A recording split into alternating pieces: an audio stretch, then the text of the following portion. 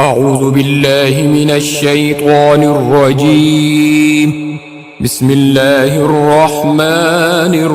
الرحيم. قال الملأ الذين استكبروا من قومه لنخرجنك يا شعيب والذين آمنوا معك من قريتنا أو لتعودن في ملتنا. قال أولو كنا كارهين قد افترينا على الله كذبا إن عدنا في ملتكم بعد إذ نجانا الله منها وما يكون لنا أن نعود فيها إلا أن يشاء الله ربنا وسع ربنا كل شيء علما على الله توكلنا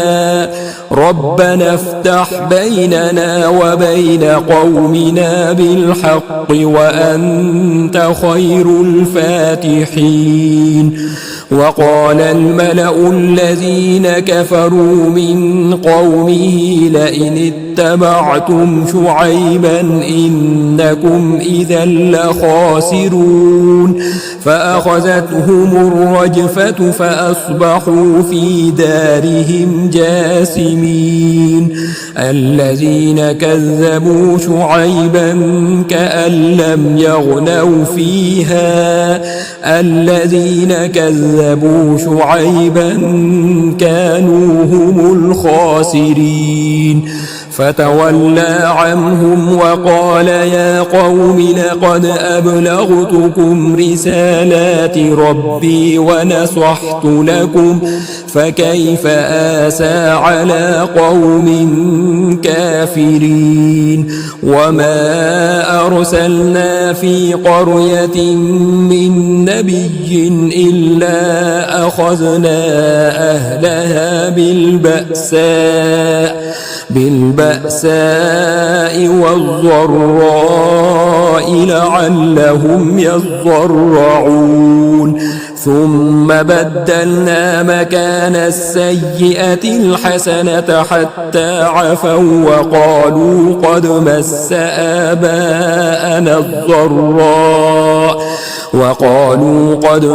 آباءنا الضراء والسراء فأخذناهم بغتة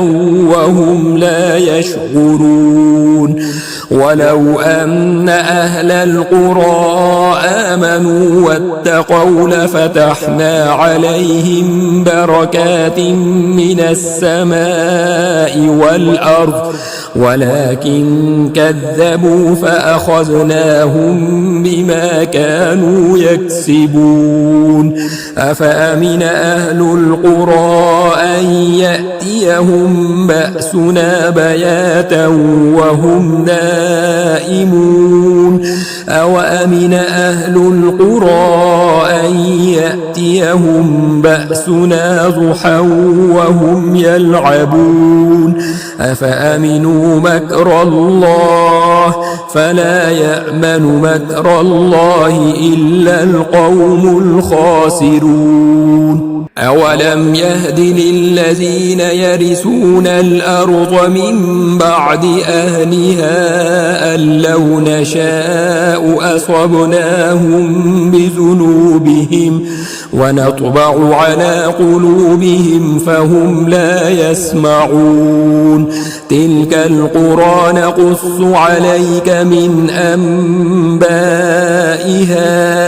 ولقد جاءتهم رسلهم بالبينات فما كانوا ليؤمنوا بما كذبوا من قبل كذلك يطبع الله على قلوب الكافرين وما وجدنا لأكثرهم من عهد وإن وجدنا أكثرهم لفاسقين ثم بعثنا من بعدهم موسى بآياتنا إلى فرعون وملئه فظلموا بها فانظر كيف كان عاقبة المفسدين وقال موسى يا فرعون إني رسول من رب العالمين حقيق على ألا أقول على الله إلا الحق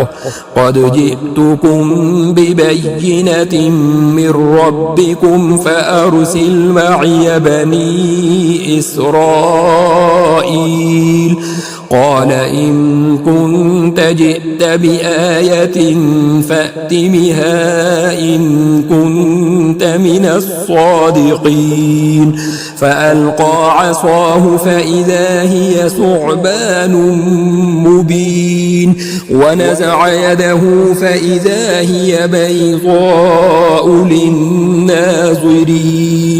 قال الملأ من قوم فرعون إن هذا لساحر عليم يريد أن يخرجكم من أرضكم فماذا تأمرون قالوا أرجه وأخاه وأرسل في المدائن حاشرين يأتوك بكل ساحر عليم وجاء السحرة فرعون قالوا إن لنا لأجرا إن كنا نحن الغالبين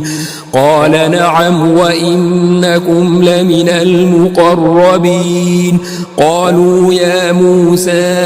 إما أن تلقي وإما أن نكون نحن الملقين قال ألقوا فلما ألقوا سحروا أعين الناس واسترهبوهم وجاءوا بسحر عظيم وأوحينا إلى موسى أن ألق عصاك فإذا هي تلقف ما يأفكون فوقع الحق وبطل ما كانوا يعملون فغلبوا هنالك وانقلبوا صاغرين وألقي السحرة ساجدين قالوا آمنا برب العالمين رب موسى وهارون قال فرعون آمنتم به قبل أن آذن لكم إن هذا لمكر مكرتموه في المدينة لتخرجوا منها أهلها فسوف تعلمون لأقطعن أيديكم وأرجلكم من خلاف ثم لأصلبنكم أجمعين قالوا إنا إلى ربنا منقلبون وما تنقم منا إلا أن آمنا بآيات ربنا لما جاءتنا ربنا أفرغ علينا صبرا وتوفنا مسلمين وقال الملأ من قوم فرعون أتذر موسى وقومه ليفسدوا في الأرض ويذرك وآلهتك قال سنقتل أبناءهم ونستحيي نساءهم نساءهم وإنا فوقهم قاهرون. قال موسى لقومه استعينوا بالله واصبروا إن الأرض لله يورثها من يشاء من عباده والعاقبة للمتقين. قالوا أوذينا من قبل أن تأتينا ومن بعد ما جئتنا قال عسى ربكم أن يهلك عدوكم ويستخلفكم في الأرض فينظر كيف تعملون. ولقد أخذنا آل فرعون بالسنين ونقص من الثمرات لعلهم يذكرون. فإذا جاءتهم الحسنة قالوا لنا هذه وإن تصبهم سيئة يطيروا بموسى ومن معه ألا إنما طائرهم عند الله ولكن أكثرهم لا يعلمون. وقالوا مهما تأتنا به من آية لتسحرنا بها فما نحن لك بمؤمنين. فأرسلنا عليهم الطوفان والجراد والقمل والضفادع والدم آيات مفصلات فاستكبروا وكانوا قوما مجرمين. ولما وقع عليهم الرجز قالوا يا موسى ادع لنا ربك بما عهد عندك لئن كشفت عنا الرجز لنؤمنن لك ولنرسلن معك بني إسرائيل. فلما كشفنا عنهم الرجز إلى أجل هم بالغوه إذا هم ينكثون. فانتقمنا منهم فأغرقناهم في اليم بأنهم كذبوا بآياتنا وكانوا عنها غافلين. وأورثنا القوم الذين كانوا يستضعفون مشارق الأرض ومغاربها التي باركنا فيها وتمت كلمة ربك الحسنى على بني إسرائيل بما صبروا ودمرنا ما كان يصنع فرعون وقومه وما كانوا يعرشون. وجاوزنا ببني إسرائيل البحر فأتوا على قوم يعكفون على أصنام لهم قالوا يا موسى اجعل لنا إلها كما لهم آلهة قال إنكم قوم تجهلون. إن هؤلاء متبر ما هم فيه وباطل ما كانوا يعملون. قال أغير الله أبغيكم إلها وهو فضلكم على العالمين. وإذ أنجيناكم من آل فرعون يسومونكم سوء العذاب يقتلون أبناءكم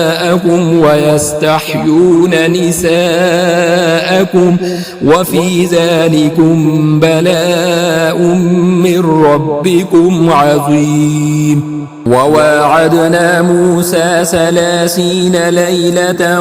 وأتممناها ب10 فتم ميقات ربه 40 ليلة. وقال موسى لأخيه هارون اخلفني في قومي وأصلح وأصلح ولا تتبع سبيل المفسدين. ولما جاء موسى لميقاتنا وكلمه ربه قال رب أرني أنظر إليك قال لن تراني ولكن انظر إلى الجبل فإن استقر مكانه فسوف تراني.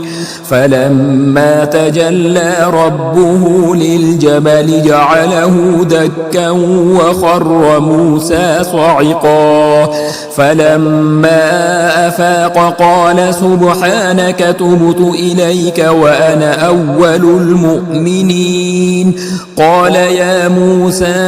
إني اصطفيتك على الناس برسالاتي وبكلامي فخذ ما آتيتك وكن من الشاكرين. وكتبنا له في الألواح من كل شيء موعظة وتفصيلا لكل شيء فخذها بقوة وأمر قومك يأخذوا بأحسنها سأريكم دار الفاسقين. سأصرف عن آياتي الذين يتكبرون في الأرض بغير الحق وإن يروا كل آية لا يؤمنوا بها وإن يروا سبيل الرشد لا يتخذوه سبيلا وإن يروا سبيل الغي يتخذوه سبيلا.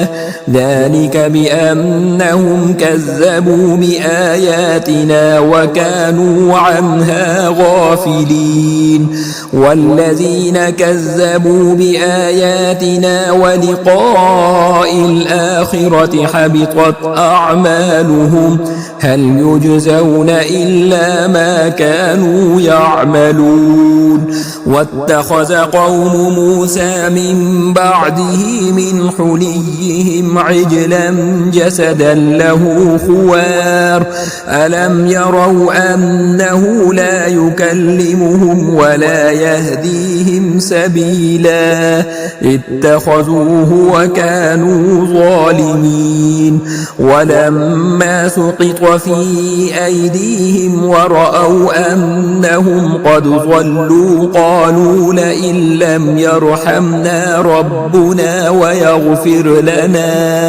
ويغفر لنا لنكونن من الخاسرين. ولما رجع موسى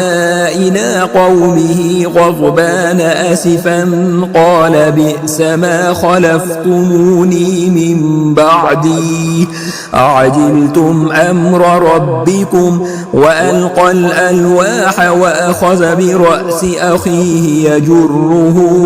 إليه قال ابن أم إن القوم استضعفوني وكادوا يقتلونني فلا تشمت بي الأعداء ولا تجعلني مع القوم الظالمين. قال رب اغفرني ولأخي وأدخلنا في رحمتك وأنت أرحم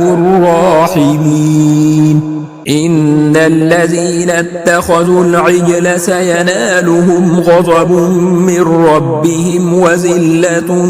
في الحياة الدنيا وكذلك نجزي المفترين. والذين عملوا السيئات ثم تابوا من بعدها وآمنوا إن ربك من بعدها لغفور رحيم. ولما سكت عن موسى الغضب أخذ الألواح وفي نسختها هدى ورحمة للذين هم لربهم يرهبون. واختار موسى قومه 70 رجلا لميقاتنا فلما أخذتهم الرجفة قال رب لو شئت أهلكتهم من قبل وإياي أتهلكنا بما فعل السفهاء منا إن هي إلا فتنتك تضل بها من تشاء وتهدي من تشاء أنت ولينا فاغفر لنا وارحمنا وأنت خير الغافرين. واكتب لنا في هذه الدنيا حسنة وفي الآخرة إنا هدنا إليك قال عذابي أصيب به من أشاء ورحمتي وسعت كل شيء فسأكتبها للذين يتقون ويؤتون الزكاة والذين هم بآياتنا يؤمنون. الذين يتبعون الرسول النبي الأمي الذي يجدونه مكتوبا عندهم في التوراة والإنجيل يأمرهم بالمعروف وينهاهم عن المنكر ويحل لهم الطيبات ويحرم عليهم الخبائث ويضع عنهم إصرهم والأغلال التي كانت عليهم فالذين آمنوا به وعزروه ونصروه واتبعوا النور الذي أنزل معه أولئك هم المفلحون. قل يا أيها الناس إني رسول الله إليكم جميعا الذي له ملك السماوات والأرض لا إله إلا هو يحيي ويميت فآمنوا بالله ورسوله النبي الأمي الذي يؤمن بالله وكلماته واتبعوه لعلكم تهتدون. ومن قوم موسى أمة يهدون بالحق وبه يعدلون وقطعناهم 12 أسباطا أمما وأوحينا إلى موسى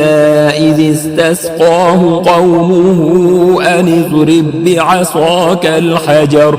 فانبجست منه 12 عينا قد علم كل أناس مشربهم وظللنا عليهم الغمام وأنزلنا عليهم المن والسلوى كلوا من طيبات ما رزقناكم وما ظلمونا ولكن كانوا أنفسهم يظلمون. وإذ قيل لهم اسكنوا هذه القرية وكلوا منها حيث شئتم وقولوا حطة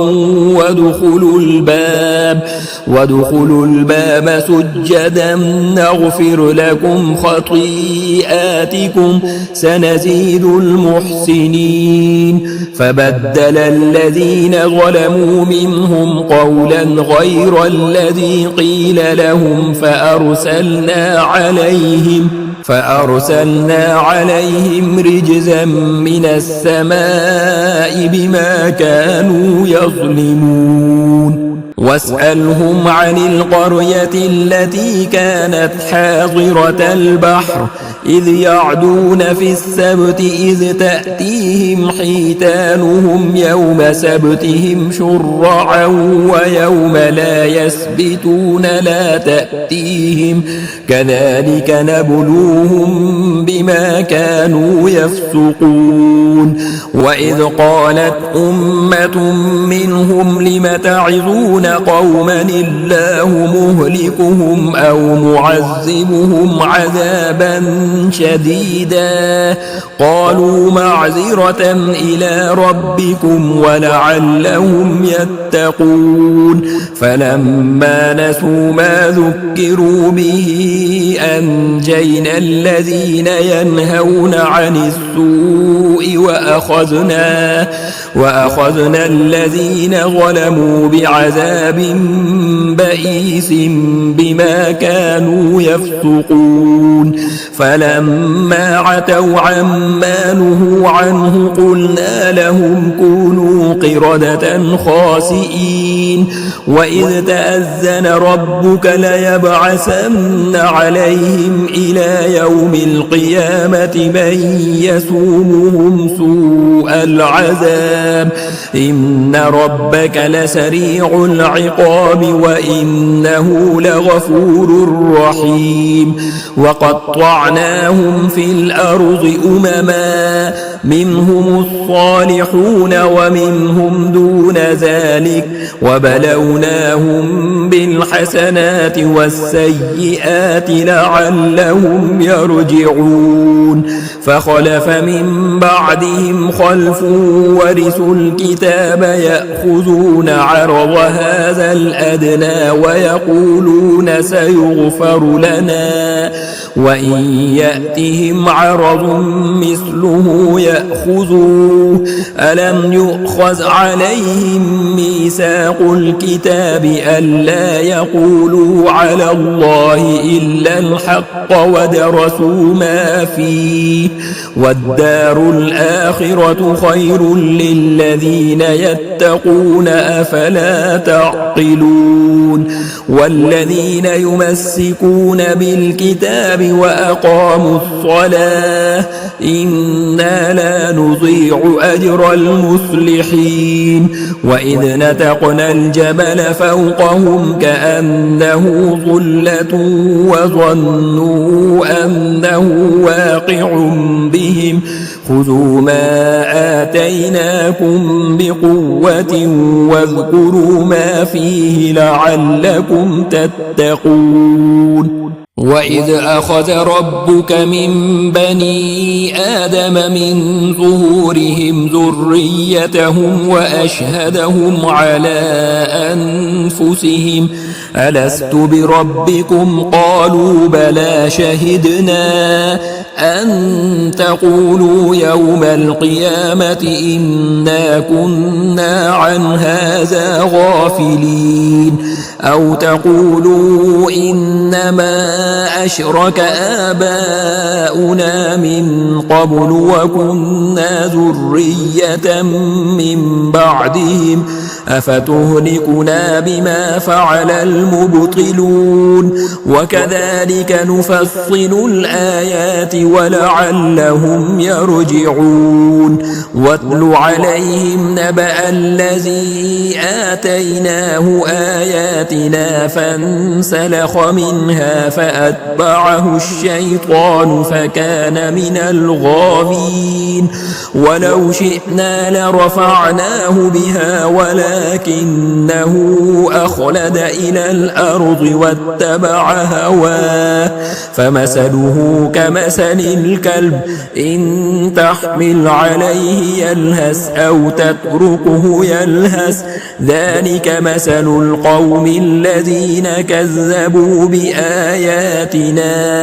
فاقصص القصص لعلهم يتفكرون ساء مثلا القوم الذين كذبوا بآياتنا وأنفسهم كانوا يظلمون من يهد الله فهو المهتدي ومن يضلل فأولئك هم الخاسرون يعقلون ولقد ذرأنا لجهنم كثيرا من الجن والإنس لهم قلوب لا يفقهون بها ولهم أعين لا يبصرون بها ولهم آذان لا يسمعون بها أولئك كالأنعام بل هم أضل أولئك هم الغافلون ولله الأسماء الحسنى فادعوه بها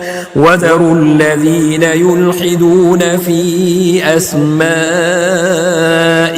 سيجزون ما كانوا يعملون وممن خلقنا أمة يهدون بالحق وبه يعدلون والذين كذبوا بآياتنا سنستدرجهم من حيث لا يعلمون وأملي لهم إن كيدي متين أولم يتفكروا ما بصاحبهم من جنة إن هو إلا نذير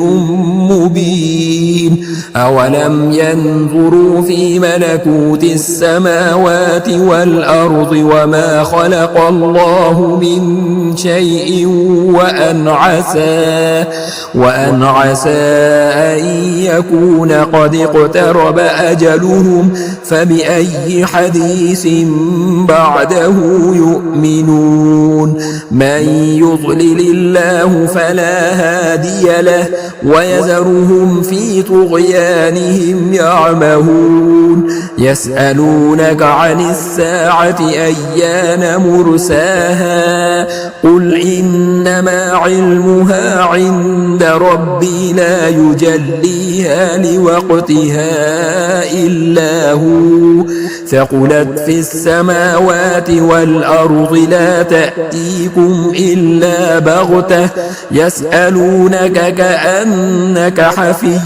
عنها قل إنما علمها عند الله ولكن أكثر الناس لا يعلمون قل لا أملك لنفسي نفعا ولا ضرا إلا ما شاء الله ولو كنت أعلم الغيب لاستكثرت من الخير وما مسني السوء إن أنا إلا نذير وبشير لقوم يؤمنون هو الذي خلقكم من نفس واحدة وجعل منها زوجها ليسكن إليها فلما تغشاها حملت حملا خفيفا فمرت به فلما أثقلت دعوا الله ربهما لئن آتيتنا صالحا لنكونن من الشاكرين فلما آتاهما صالحا جعلا له شركاء فيما آتاهما فتعالى الله عما يشركون أيشركون ما لا يخلق شيئا وهم يخلقون ولا يستطيعون لهم نصرا ولا أنفسهم ينصرون وإن تدعوهم إلى الهدى لا يتبعوكم سواء عليكم أدعوتموهم أم أنتم صامتون إن الذين تدعون من دون الله عباد أمثالكم فادعوهم فليستجيبوا لكم إن كنتم صادقين ألهم أرجل يمشون بها أم لهم أيدي يبطشون بها أم لهم أعين يبصرون بها أم لهم آذان آذان يسمعون بها قل ادعوا شركاءكم ثم كيدون فلا تنظرون إن وليي الله الذي نزل الكتاب وهو يتولى الصالحين والذين تدعون من دونه لا يستطيعون نصركم ولا أنفسهم ينصرون وإن تدعوهم إلى الهدى لا يسمعوا وتراهم ينظرون إليك وهم لا يبصرون خذ العفو وأمر بالعرف وأعرض عن الجاهلين وإما ينزغنك من الشيطان نزغ فاستعذ بالله إنه سميع عليم إن الذين اتقوا إذا مسهم طائف من الشيطان تذكروا فإذا هم مبصرون وإخوانهم يمدونهم في الغي ثم لا يقصرون وإذا لم تأتهم بآية قالوا لولا اجتبيتها قل إنما أتبع ما يوحى إلي من ربي هذا بصائر من ربكم وهدى ورحمة لقوم يؤمنون وإذا قرئ القرآن فاستمعوا له وأنصتوا لعلكم ترحمون واذكر ربك في نفسك تضرعا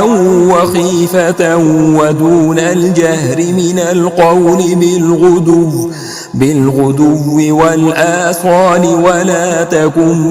من الغافلين إن الذين عند ربك لا يستكبرون عن عبادته ويسبحونه وله يسجدون بسم الله الرحمن الرحيم يسألونك عن الأنفال قل الأنفال لله والرسول فاتقوا الله وأصلحوا ذات بينكم وأطيعوا الله ورسوله إن كنتم مؤمنين إنما المؤمنون الذين إذا ذكر الله وجلت قلوبهم وإذا تليت عليهم آياته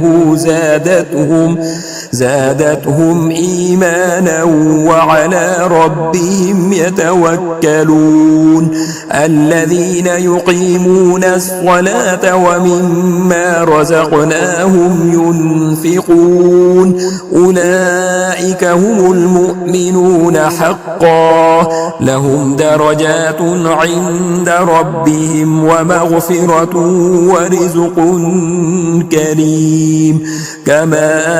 أخرجك ربك من بيتك بالحق وإن فريقا من المؤمنين لكارهون يجادلونك في الحق بعدما تبين كأنما يساقون إلى الموت وهم ينظرون وإذ يعدكم الله إحدى الطائفتين أنها لكم وتودون أن غير ذات الشوكة تكون لكم ويريد الله أن يحق الحق بكلماته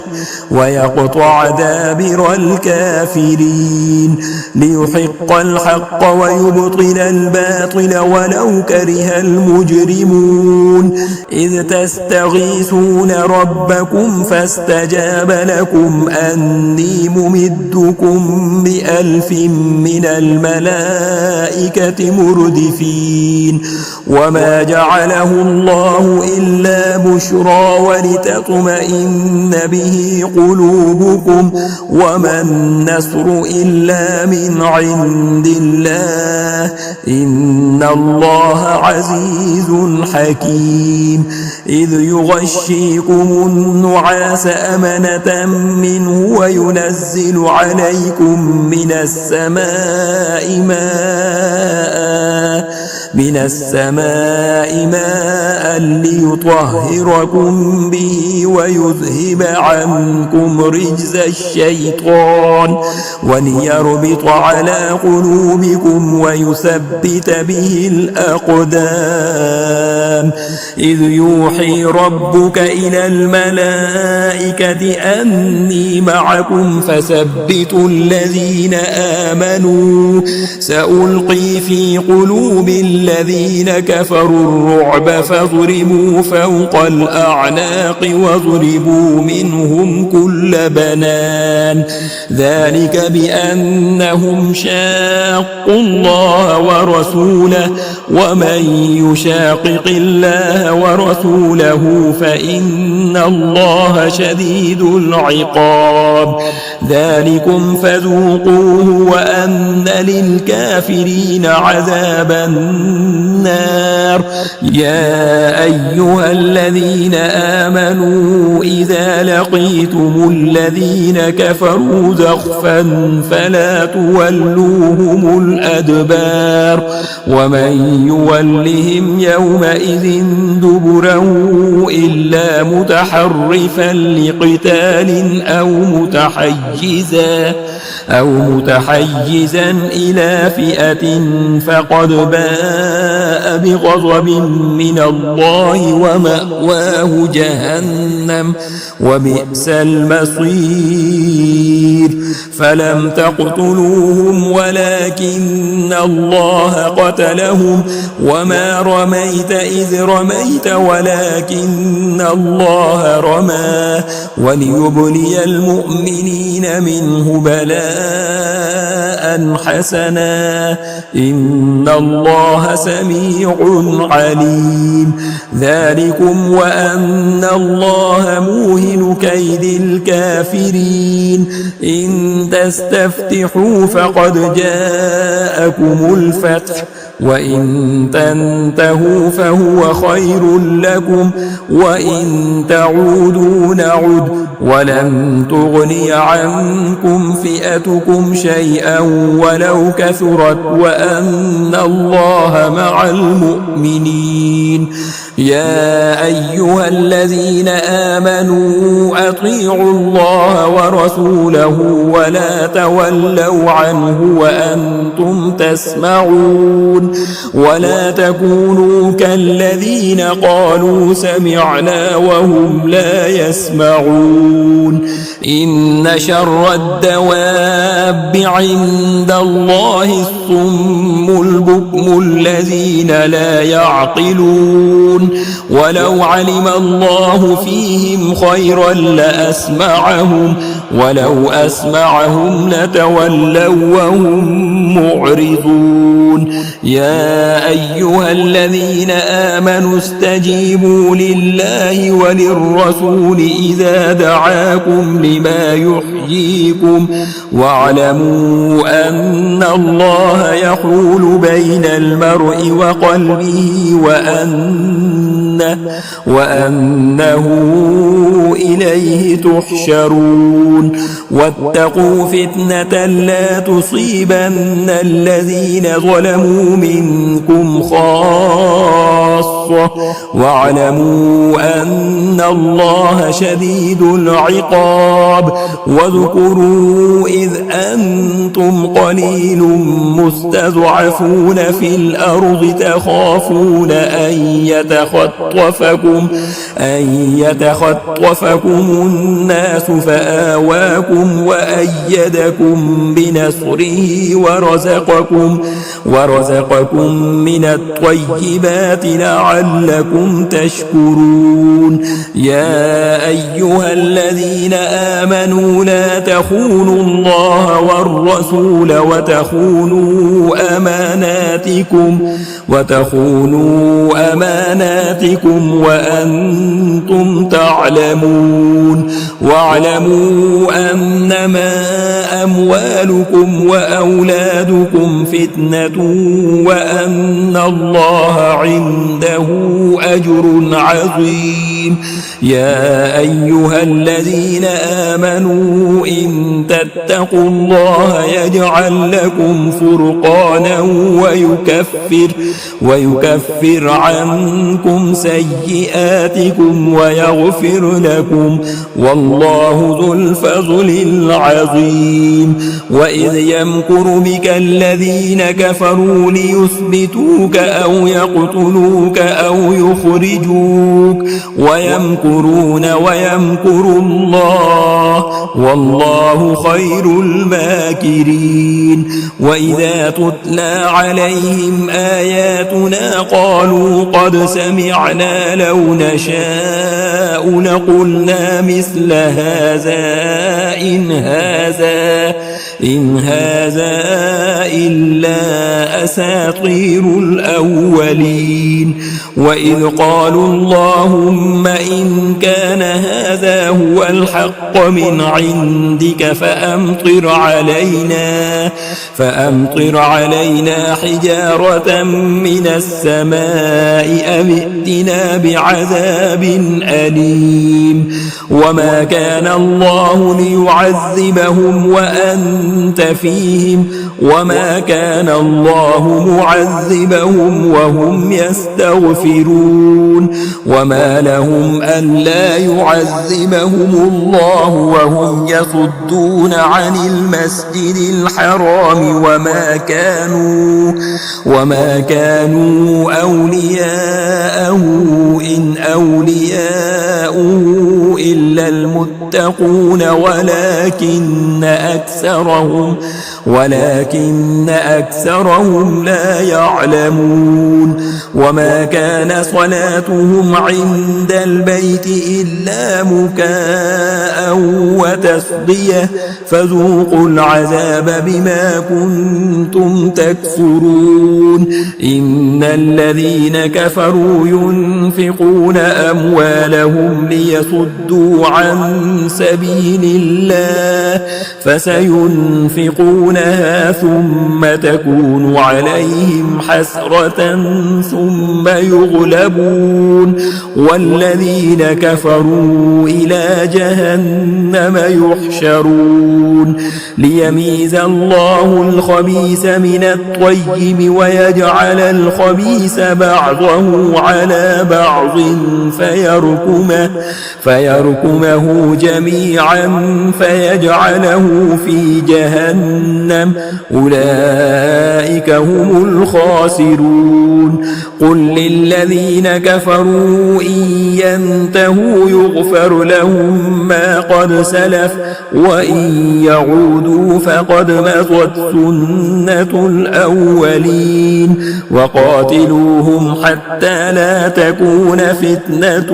ويكون الدين كله لله فإن انتهوا فإن الله بما يعملون بصير. وإن تولوا فاعلموا أن الله مولاكم نعم المولى ونعم النصير.